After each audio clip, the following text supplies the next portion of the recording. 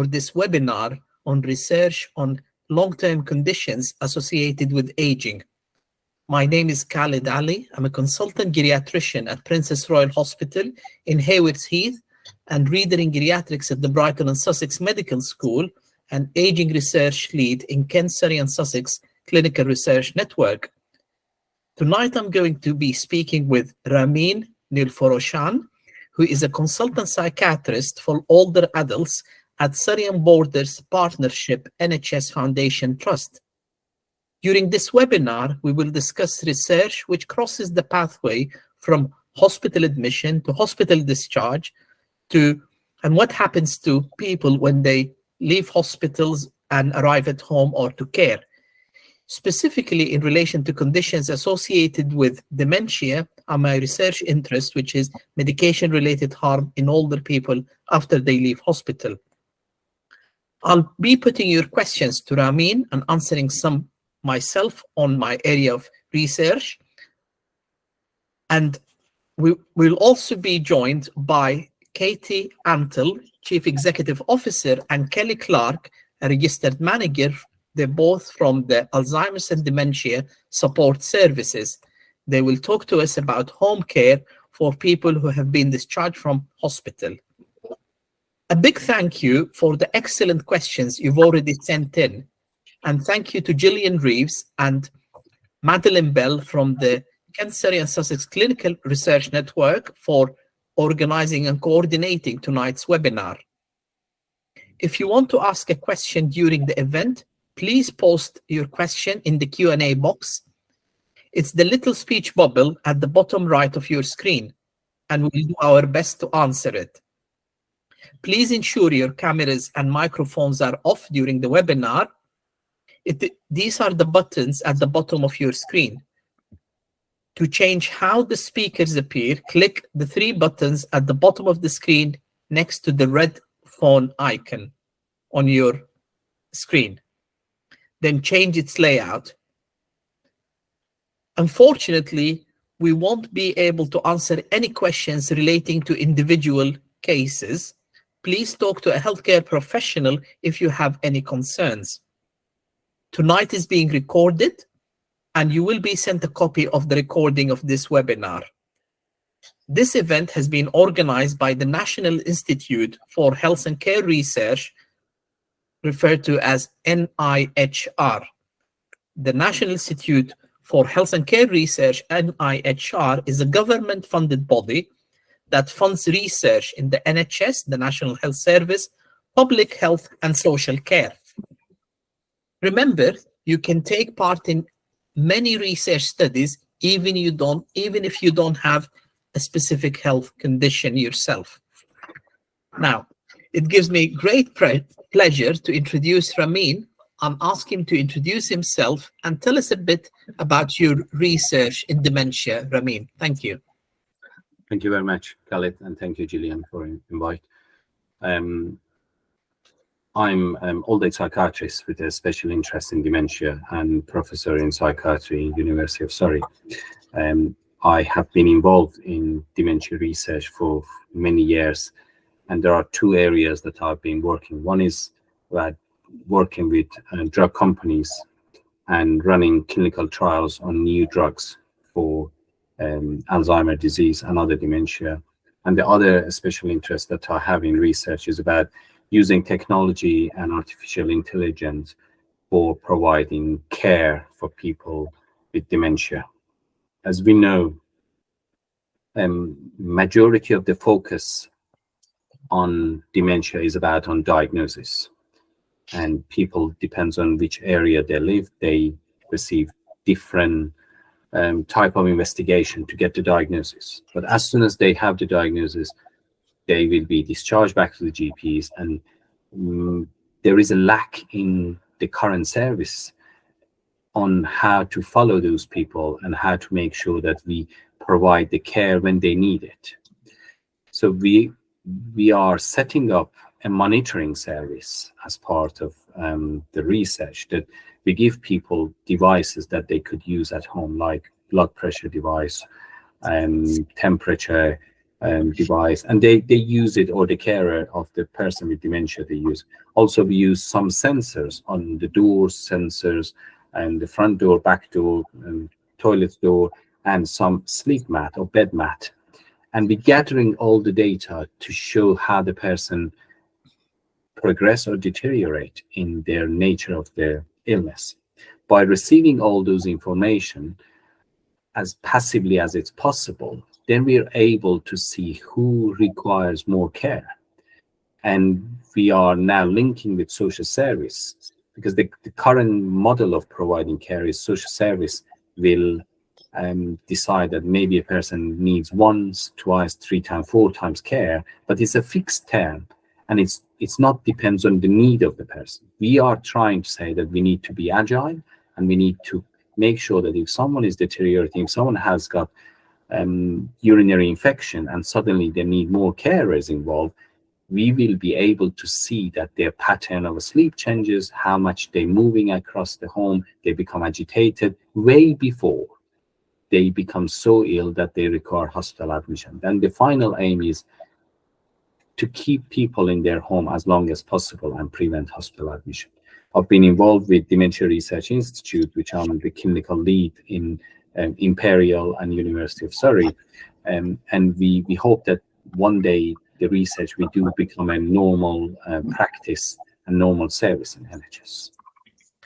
Thank you very much, Ramin. You've brilliantly summarized to us your research that is responsive to the needs of people living with dementia and their carers, and tailoring that using your research to deliver care that is important. Can you just tell us a bit about the area that is covered? Is it Surrey? You mentioned Imperial. Where is this research taking place? So currently we have people who live in Surrey that they could sign in to use this research. Also, we have another center in West London, Hammersmith area, Hammersmith and Fulham. So there are 2 sites that currently people could participate in this research. But we aim that in future we could have a multi-center site, and then other NHS trusts could join us. Thank you very much, Ramin. Like now, Katie, if you don't mind just introducing yourself and tell us a bit about your services and your engagement with research in dementia.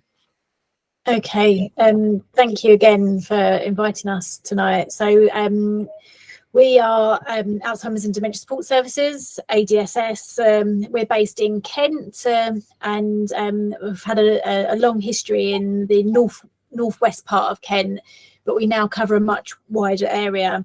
So we provide services for people living with dementia that really are about people living well with dementia and having a good life and getting the support they need to live with the condition. So we provide really kind of 3 kind of broad sets of services. So we provide information and guidance services, and we have a quite far-reaching dementia coordination service that works with the primary care networks, the little groups of GP surgeries, so that right from when somebody is identified as possibly having dementia, they'll get the support pre-diagnosis all the way through to end of life, through ideally, obviously, one named individual, which is a nice recommendation that somebody getting diagnosed with dementia has a consistent professional that stays with them throughout their experience of dementia.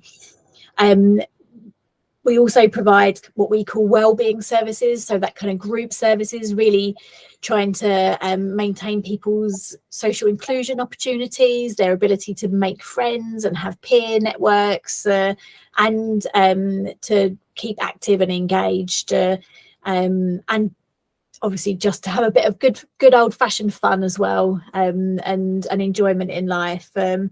And then we provide our care services, and my colleague Kelly here is with us as well tonight. She's our registered manager for our home care service, and we also have at our base in Northfleet, we also have a day centre where we're providing day activities for people quite advanced stages of dementia. So I'll just briefly touch on our kind of interactions with research and how we use it in our practice, and then I'm sure when Kelly has an opportunity to speak, she'll talk a little bit more about the work we do in our home care service. But our Dementia Coordinator Service is a very new programme of work. It was funded by the NHS in Kent and Medway, and they funded us and another provider to provide dementia coordinators across the whole of Kent. Initially 42 dementia coordinators, and that's gone up now to 51 dementia coordinators across the whole of Kent. So obviously we really need to prove the impact of that service and who it's benefiting and why. So we've got some research that's been undertaken at the moment to work on that and to identify who this service is benefiting and why it's benefiting them. We also, as a charity, we're a registered charity, we have to research ourselves because we have to make sure that we prove the impact that we're having, not only to our people that we support, our beneficiaries, but also to our funders, because obviously people want to know that we're bringing about some change in the world. So we carry out an annual evaluation of the support that we're providing to make sure that that's meeting people's needs and having a positive impact on people's lives. We also use current research to influence our practice. We use things like the IDEAL study, which is a longitudinal study around what factors people need in their lives to be able to live well with dementia, and what makes that difference. And we work closely with the research team at Kent and Medway Partnership Trust, and they're always looking for opportunities to involve us in some of the research that they're doing around dementia and people living with dementia. Thank you so much, Katie. That's a huge piece of very important and needed work and support for families affected by dementia. I'm intrigued by the fact that you do start the journey of people, even when they're not confirmed diagnosis, but when they are being assessed and investigated for problems with memory and possible diagnosis of dementia, that you start that early in terms of supporting them. I've got two brief questions. One is your engagement with other local community providers, leisure centers, support centers, and schools, local schools. And we know that the intergeneration and engaging with not only family members, but other generations, schools, colleges. So, and the other question is funding. So as a charity that you said you're funded by national by the NHS, but do you have a fundraising mechanism as well to continue the good work you're doing? Yeah, well, lots of questions there, Khalid. Yeah, first of all, yes, we do work closely with lots of community partners, and it's a new area for us working with schools. But one of the pieces of work that we're hoping to do with Kent and Medway Partnership Trust is a reading project where people living with dementia go and listen to children read, so that we can expose children to understanding, that person that's helped listen to me read, that's actually somebody with dementia, and exposing people to really try and help reduce that stigma. And we also go into many schools, and we work that in so many schools these days there are students studying health and social care, which is absolutely fantastic. Certainly wasn't an option when I was at school to study exciting topics like that, but we spend certainly in where we're based in Northfleet in Kent, we work with quite a lot of the schools, and our trainer goes in and does dementia awareness training for those schools. In answer to your question around funding, we try and get funding from as many different sources as possible to make obviously us as robust as possible as a charity and as sustainable as possible. So our Dementia Coordinator Programme is funded by the NHS. Some of our work is funded by the local council, Kent County Council, kind of under that wellbeing principle of the Care Act. There's some of the work that they fund us for, and really kind donations from the public, from trusts and grant making organisations, all sorts of different streams. And then some of our services people will pay for to use, or they will use their personal budget that they get allocated from social services to be able to pay for those more care services. Lovely. Thank you so much for a very comprehensive response.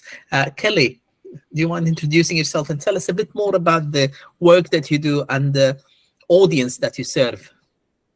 Yeah, so my name's Kelly and I am the CQC Registered Manager at Alzheimer's and Dementia Support Services. I am responsible for the care services that we provide to people that we support in their own homes and at our day centre.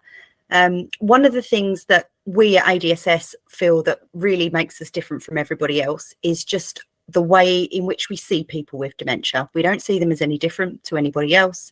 They are human beings, and we will often find that when we start the journey with somebody, when it comes to being at the level of needing some support at home, we will find quite often there is a mix of people. Some people will be in denial. Some people will accept that there is something wrong with their memory, may not necessarily accept that they need home care services. Some people are very aware of the struggles that they face in their day-to-day life and are very accepting. But we always will make sure that whenever we approach anybody with dementia, is that we get to know that person as a human, as a person. That is key, we feel, to ensuring that the support that we provide is right for that individual person, and that we're actually factoring in things that perhaps other people don't, such as a dementia diagnosis can often come with depression, will often come with embarrassment, shame, denial.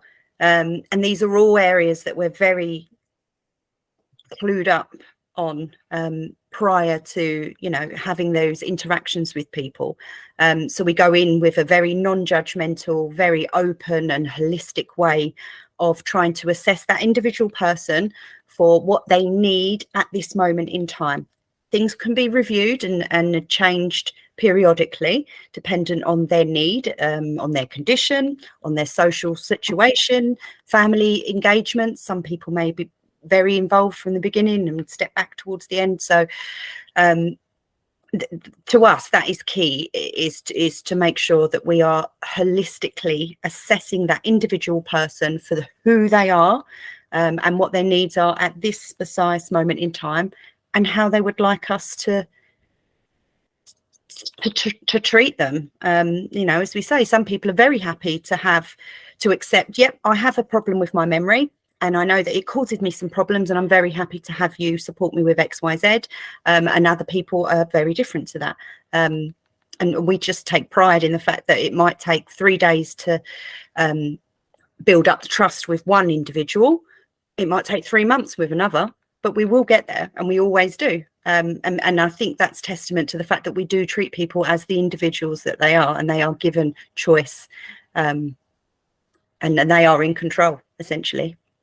Lovely. Thank you so much, Kelly. And what you're describing here is very much a person, and maybe I would say a family-centered approach, or a community-centered approach to the needs of the person and their social networks affected by dementia. So thank you very much for that. Probably here I'll just mention a bit about my own research, just briefly. For the last 8 years or so, I've been working on this specific topic of when older people above the age of 65 leave hospital, they get sent with new medications, a combination of medicines, without really, full information on how to manage these medicines, if they were to have side effects, what are the problems, not only of the medications, but if they're not taking the medications, that can also result in what we call harm, medication-related harm. So we've been working on a multi-center study. Our research, we're now conducting the 3rd study of the PRIME study, predicting medication-related harm in older people after leaving hospital. So our research program is funded by the National Institute of Health Research, the British Geriatric Society, and the current study is funded by the Applied Research Collaboration in Kent, Surrey and Sussex. So what we've done with this research program is to follow a group of people. The first study was 1,280 patients. We followed them for 8 weeks after leaving hospital, and we asked a simple question: how are you managing your medicines? Have you had problems with medicines in terms of side effects, getting your medications? If you're not taking them, we try to find the reasons why, and what support do you have with handling or managing your medicines. We've collected a big database or lots of information from which we developed a tool, a combination of factors that together they increase the risk of an individual person of sustaining or developing harm after leaving hospital. Currently, we're testing that by assessing the risk of that individual with the combination of their medicines, their social circumstances, and offering an intervention. The intervention is partly education to the person leaving hospital about their medicines, the possible side effects, the harm that could happen if the individual does not take their medications, plus a national intervention called the Discharge Medicine Service, which is a communication between the hospital ward pharmacist and the individual community pharmacist to ensure that there's continuity of support and care. Currently, we have 5 hospitals around the country recruiting to the study, from Brighton, Southport, Eastbourne, Exeter, and most recently Stoke-on-Trent. So it's an ongoing piece of work to support people and offer some meaningful interventions that reduce the harm of medications resulting from medications after leaving hospital. So this is just a bit of about my own research. I will move now next back to Ramin to share with him some of the questions that you have kindly sent before the webinar to us.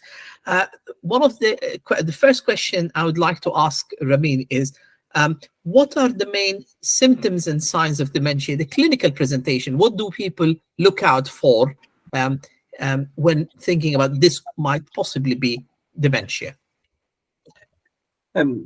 Dementia is an umbrella term, and which covers a different type of dementia. But around 60 or 70% of all dementia are Alzheimer's. And I think it's better if we just focus on probably Alzheimer's at this point.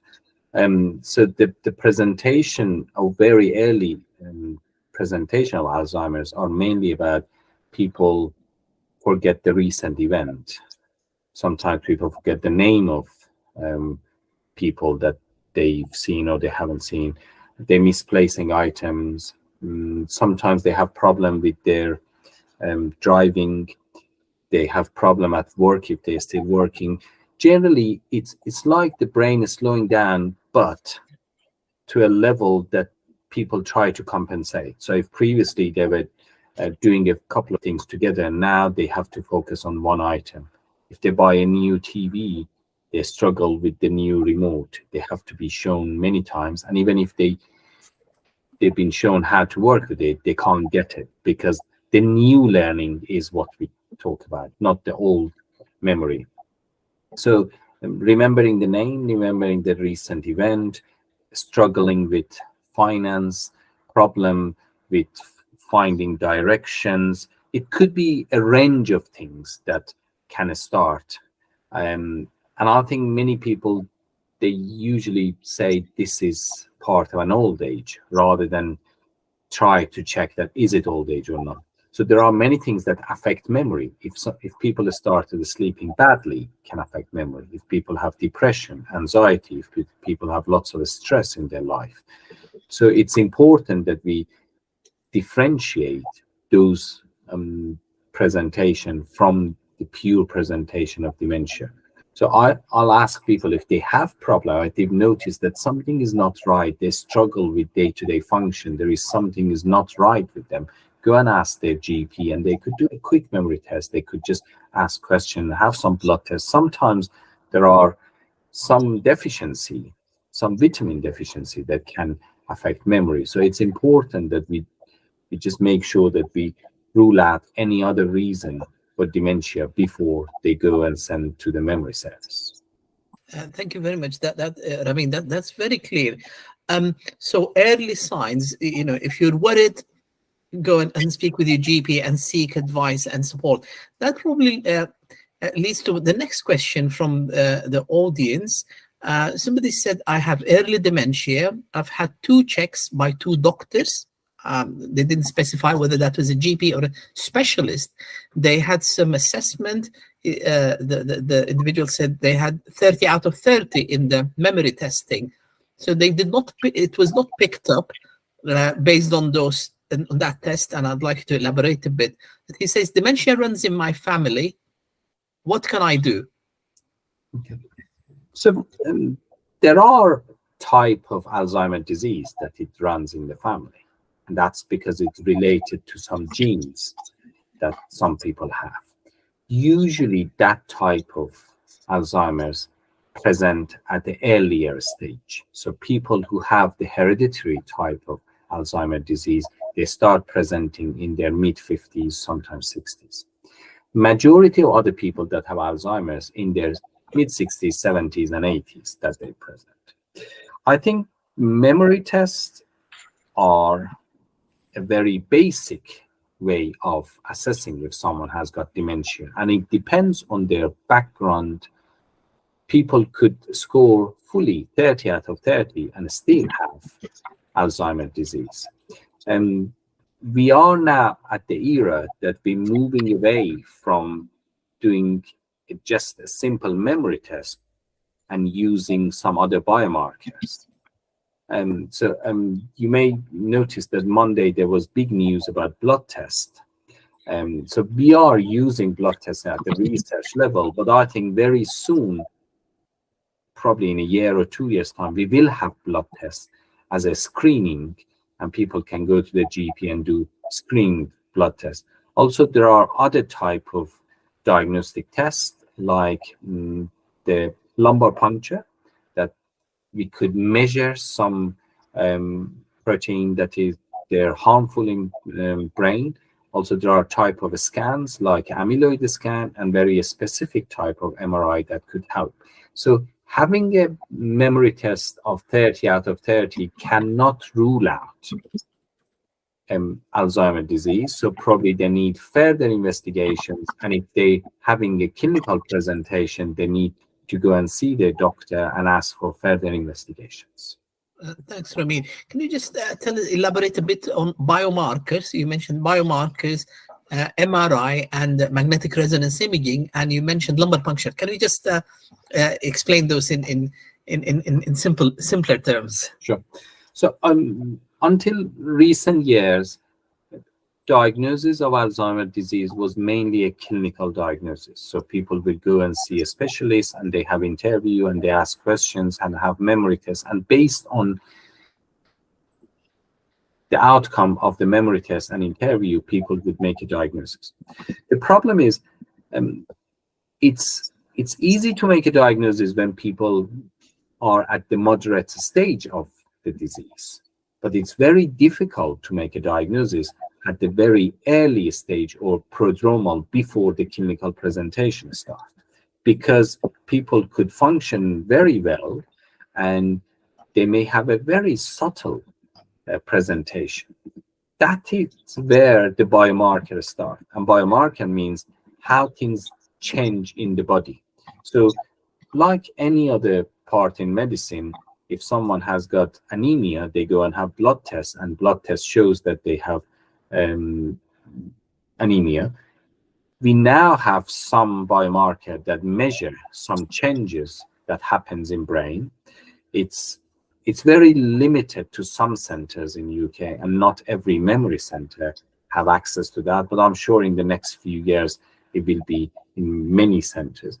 And that we could measure the change that start happening in brain by just tapping on lumbar puncture and then taking some fluid out and analyzing a protein called amyloid and tau protein, 2 proteins that are involved, and then adding it to the clinical presentation and have a diagnosis at very, very early stage rather than waiting for the person to change. Also, the MRI, as you said, the imaging of the brain, we're now able to read the imaging using the artificial intelligence to see how much, which area of brain is shrinking, and based on that, we could have the diagnosis at the earlier stage.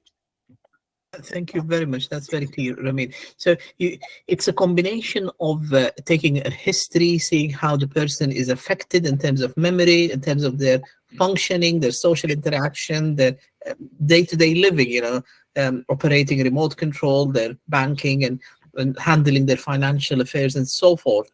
And you mentioned imaging, X-rays, investigations, brain imaging, plus blood tests, these biomarkers that you refer to, plus getting samples from the what we call the cerebrospinal fluid, the fluid around the spine. So a lumbar puncture is a procedure where a specimen of protein or a fluid, the cerebrospinal fluid, is taken, and then it's tested for the presence of specific proteins. And you mentioned the amyloid protein, that its concentration is associated in the brain, is associated with higher risk of dementia. So it's a combination of history, clinical presentations, and blood tests, imaging, X-rays, specifically brain, and follow-up as well, of seeing how the progression of symptoms. One important question in terms of screening here, maybe you mentioned in the coming years that these tests might become more available, but the question is, when do you expect the blood testing for Alzheimer's disease to become available in the UK outside of research settings, and how would that affect funding? If we're saying that GPs, that the first port of call for people, reaching out to the GPs, and how is that going to be delivered, and who's going to fund this? What are the implications on GPs and primary care services? Sure. I think if I want to make an estimation, it probably would be 2 years until some specialist centers start offering this blood test. If we go back to maybe 1970s, when the screening for cancer started, they were exactly in the same model that we are with dementia. So people were scared. People say, how is it possible? But now screening for cancer has become routine. People, they know when they go, and they may have colonoscopy once they pass the age of 60, or they may offer some other screening test for other type of screening of breast cancer. So I think dementia becomes like one of those screening that people at the age of 60, they will have one blood test, and then every 5 years they will have blood tests, and based on the change that they have, they will be referred to some specialist center. It's a huge change for NHS, because currently the treatment that we offer are some tablets that they just probably delay the progression of the disease by maybe 6 months or a little bit more. But getting a diagnosis as early as possible, bringing people in, it put huge pressure on the service. It makes a huge pressure on the community, because many people, they may have dementia and they're not coming forward at present. I think it would be one of the major changes that we will see in NHS in the next 5 years. But then there are some new medication that possibly come to the market in the next year or two.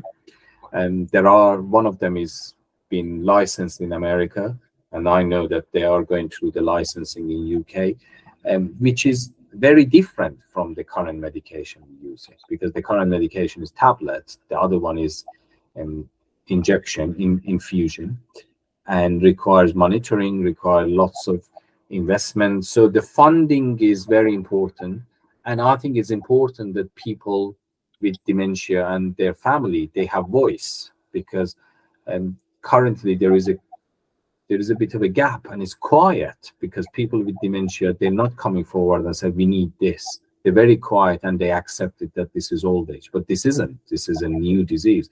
So we need people to write to their MPs. We need people to come to Parliament. We need people to make noise about.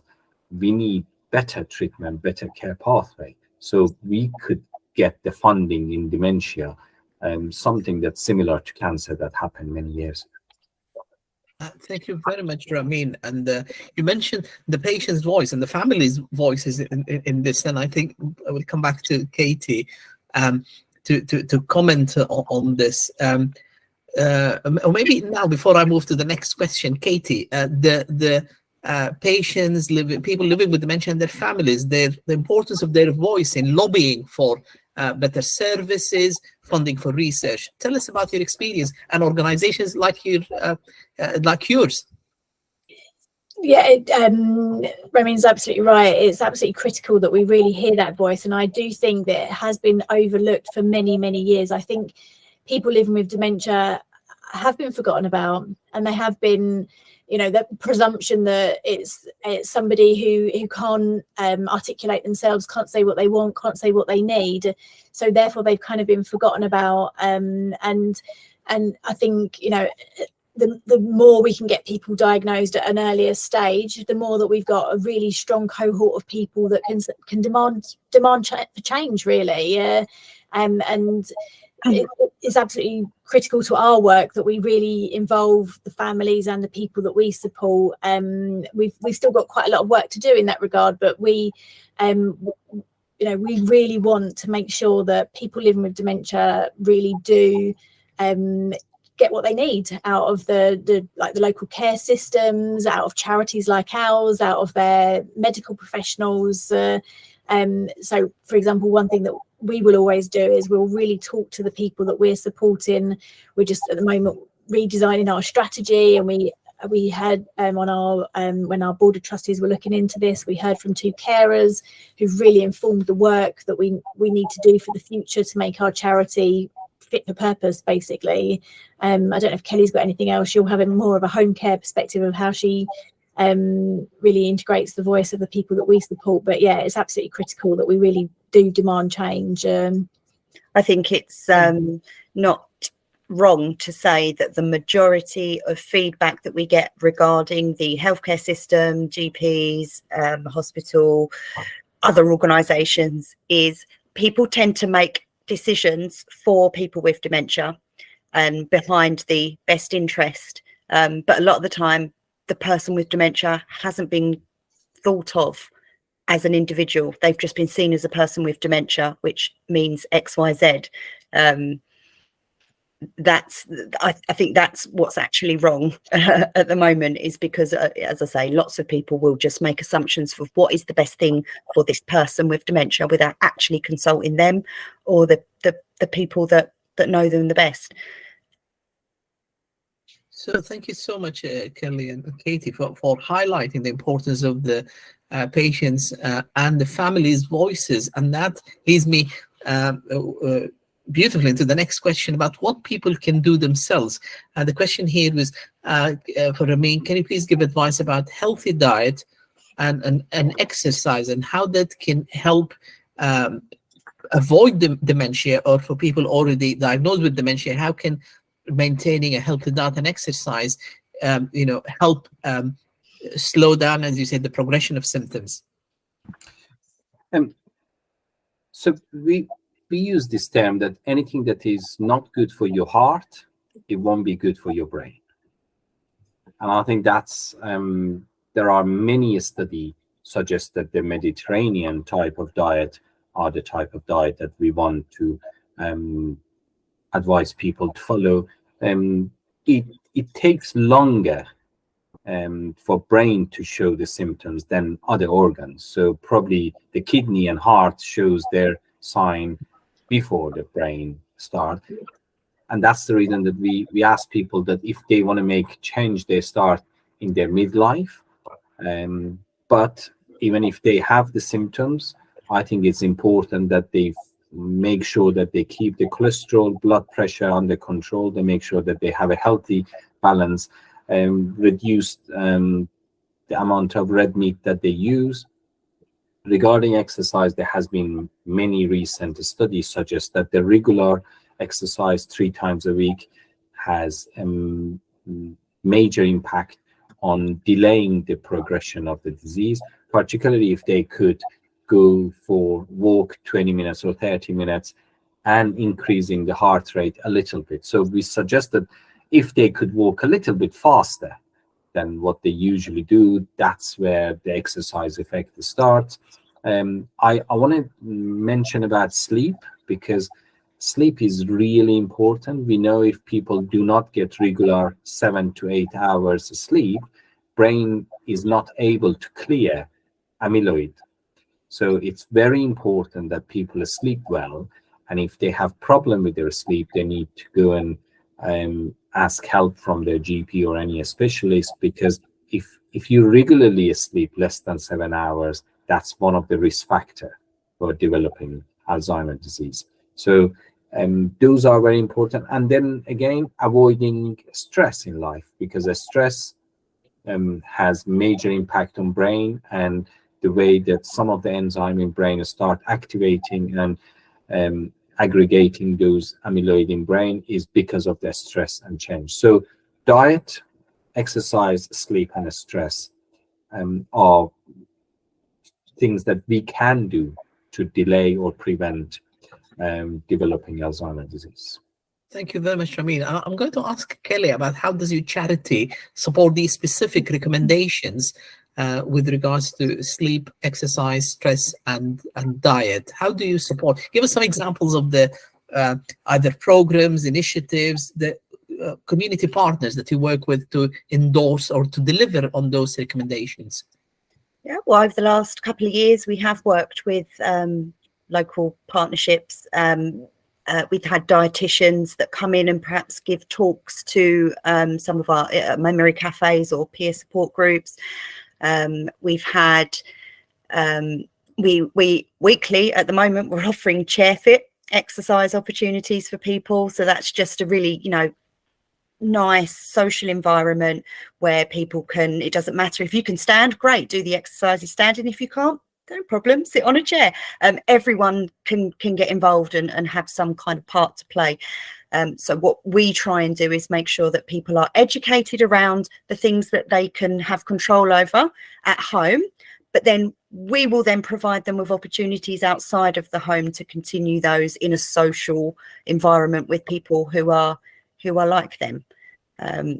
With the home care side, we will make sure that people's preferences are then created and stored on their care plan, so that when the carers visit, they're already aware what the person enjoys, what they don't enjoy specifically as well, what to encourage them to do. Obviously, one of our main values is that we leave people to be in complete control and have choice over what they do, what they eat, what they wear.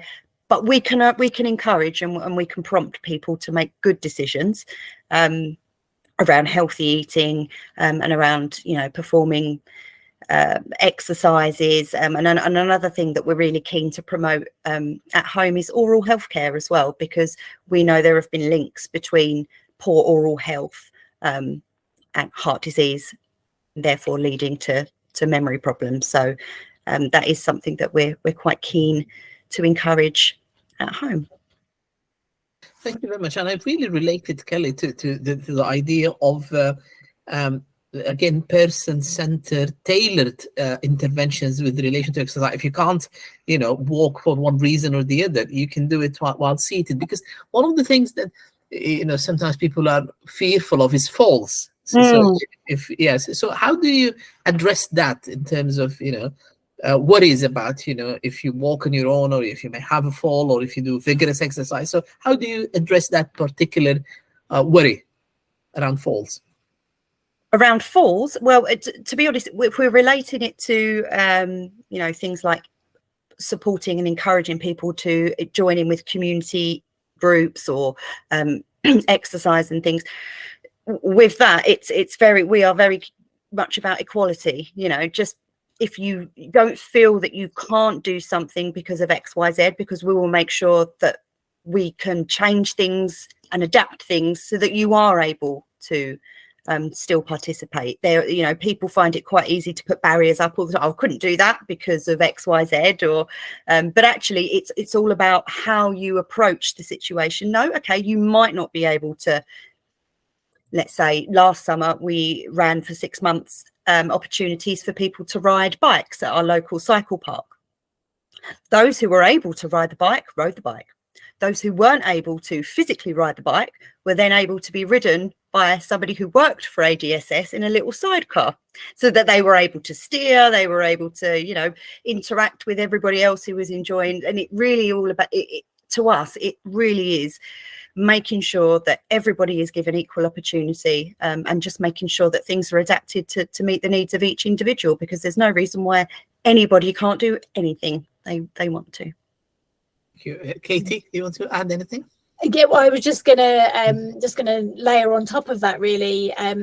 We've worked quite closely with Kent and Medway Everyday Active, so they've trained a lot of our team on how to have activity-based conversations with people. So all of our dementia coordinators have now been trained by them to open up that conversation about how can you be that little bit more active than you are already being.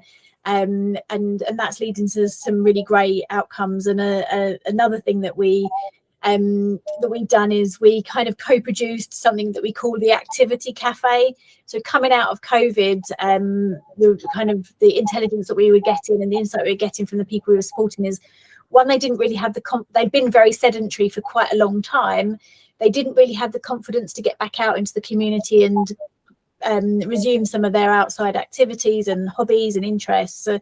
So they were more comfortable doing that through us and with us. And so we put on a whole program of all different kind of physical activities to really try and help be preventative around falls and get people moving. And people came back to us and said, we love this activity, but we also want to have a good natter to the people that are also here and make friends and everything. So could it be a bit more like an adults youth club? Could we have a bit of activity and then a bit, and that they're born are what we call our activity cafe. So some light physical activity takes place, but also there's an opportunity for people to get that peer support and contact with others, because I think that's so important to get people keep coming back. They'll do the activity, but they'll keep coming back for the friendships.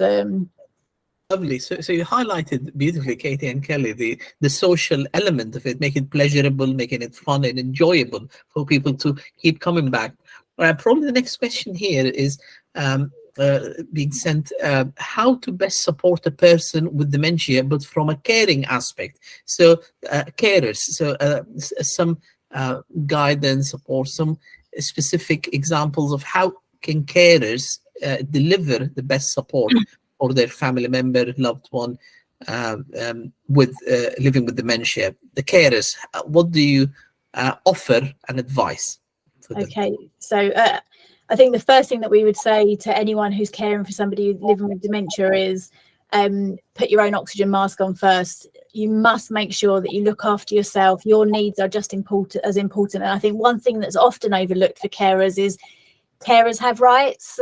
So they have rights under the Care Act as a separate thing. They're entitled to a carer's assessment and they're entitled to have their needs met just as much as the person that they're caring for. So I think that's really important. But then, you know, as we all know, carers put the person they're caring for first, right? So the things that they can do to help the person they're supporting is they can help them stay safe and well. Don't overlook the other conditions that somebody might be experiencing. Don't put everything down to dementia all the time. That we see that happening a lot.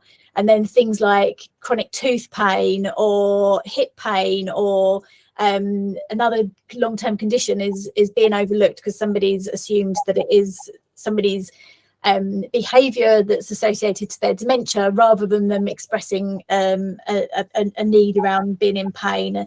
For both the person living with dementia and the carer, try and stay connected to whatever that means to you. So does it mean staying connected to your family? Does it mean staying connected to your bowls club? Does it mean staying connected to your friends? Or does it mean making new connections with other people that are in a similar situation? But just try and stay connected. Keep a strong sense of purpose, and let's not assume that people living with dementia don't have a sense of purpose, because they absolutely do, and they still have all of those aspirations around what their retirement was meant to look like, and that world cruise that they were going to go on, or that new shed down the bottom of the garden that they were going to build. So let's make sure that people still have that strong sense of purpose.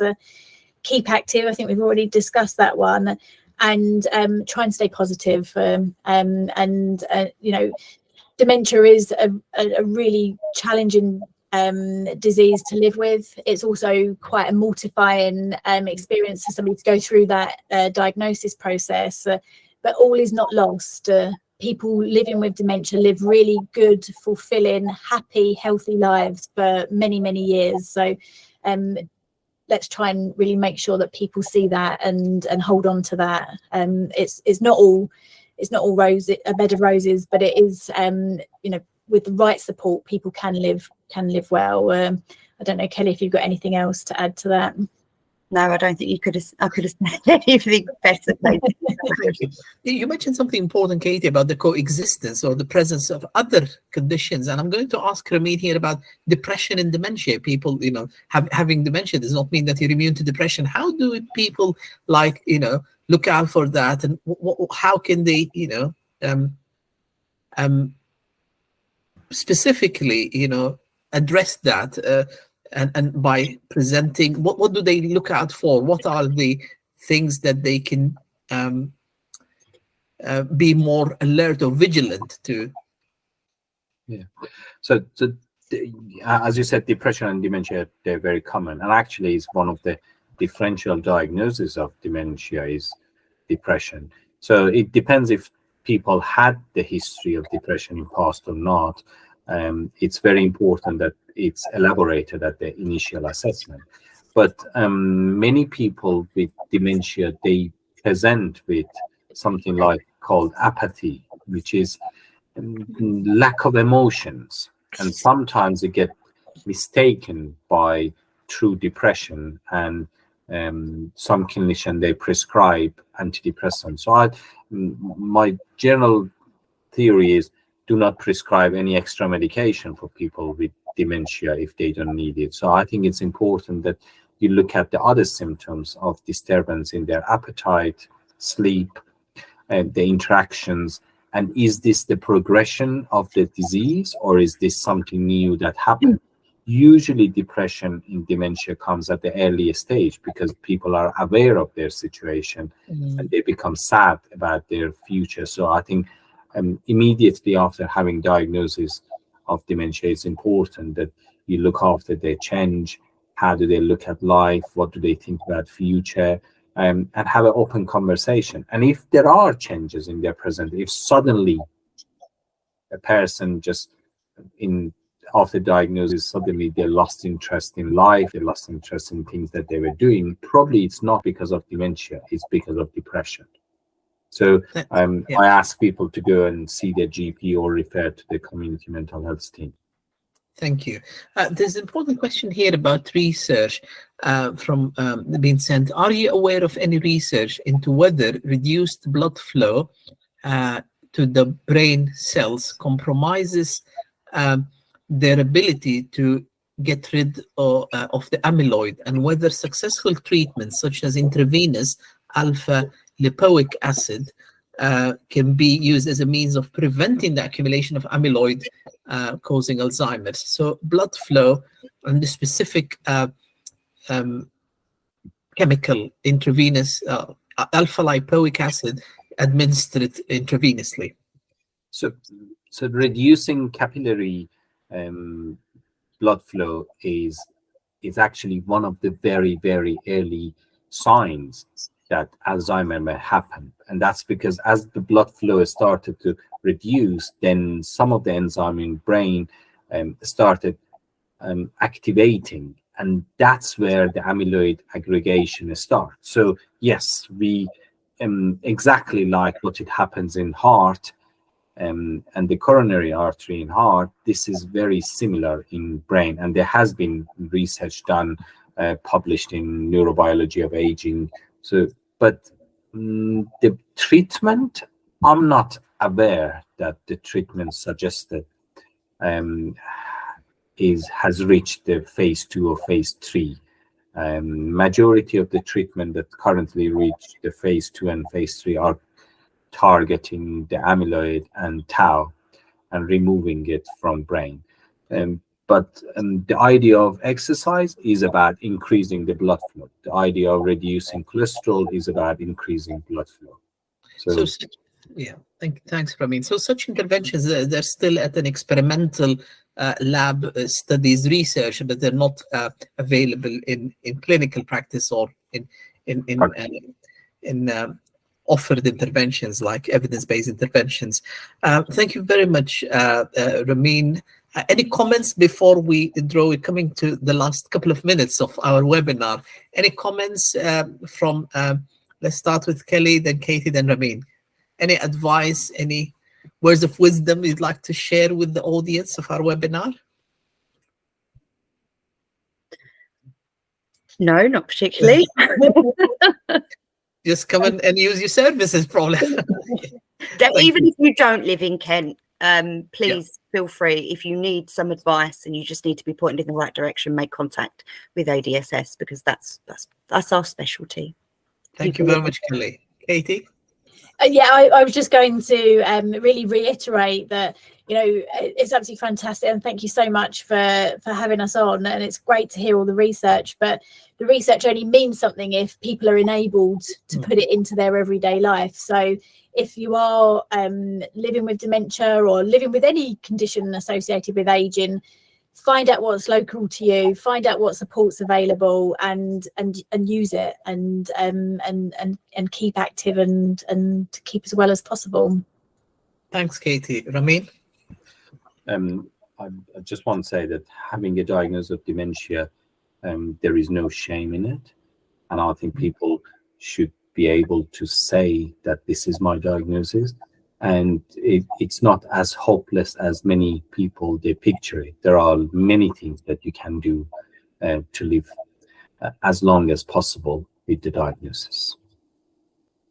Thank you very much, Ramin, Katie, Kelly, and Madeleine and Gillian for coordinating, and for our panelists tonight for answering the questions and being so helpful for the audience and for me as well, in terms of understanding what's happening in terms of research, the things that communities and charities and science and research can do. And I must thank everybody for sending their questions in advance. I hope all the audience have found this webinar insightful and informative. Thanks to the hosts from the National Institute of Health Research.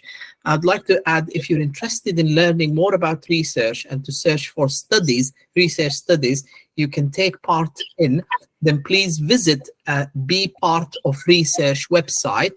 It's called bepartofresearch.nihr.ac.uk/, or if you're interested in taking part in dementia research in particular, please visit the Join Dementia Research website at joindementiaresearch.nihr.ac.uk. For all the audience, thank you very much for being with us tonight. You will be sent a recording of tonight's webinar as well as an evaluation form. Please do take the time to complete the evaluation form and send it back to us. We want to hear more. We want to run more of these events in the future. So by knowing what you want in terms of subjects and themes and topics and feedback will all be helpful to us to do future ones. It just remains for me to thank you all again and hope you have a pleasant evening. Thank you very much. Bye-bye. Thank you. Thank you.